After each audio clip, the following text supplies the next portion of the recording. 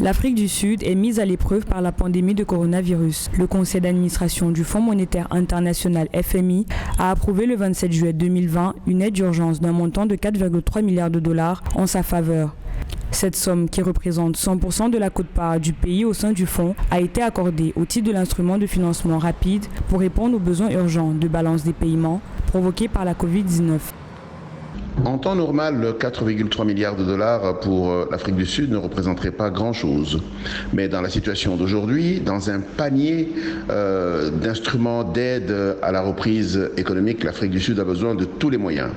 Et donc 4,3 milliards de dollars, vous vous rendez bien compte que c'est une réponse post-Covid ou beyond Covid de manière tout à fait importante, parce que finalement, ce dont l'Afrique du Sud a besoin, c'est d'abord atténuer la douleur liée à la crise, mais également être en mesure de relancer les activités économiques chez les tout-petits.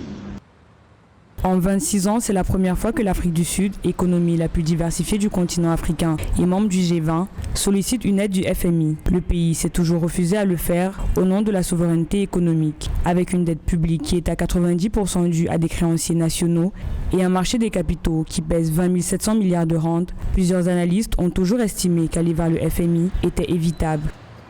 L'économie sud-africaine a été durement touchée par la Covid-19.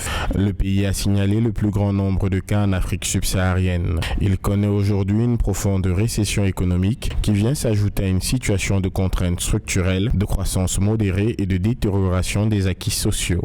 Comme dans d'autres économies émergentes, la volatilité des marchés financiers s'est accrue pendant la pandémie. Aider l'Afrique du Sud, qui devrait voir son produit intérieur brut se contracter de 8% cette année, c'est aussi limiter l'impact de la crise à l'échelle régionale. Les autorités sud-africaines se sont engagées à gérer l'aide financière d'urgence du FMI en toute transparence.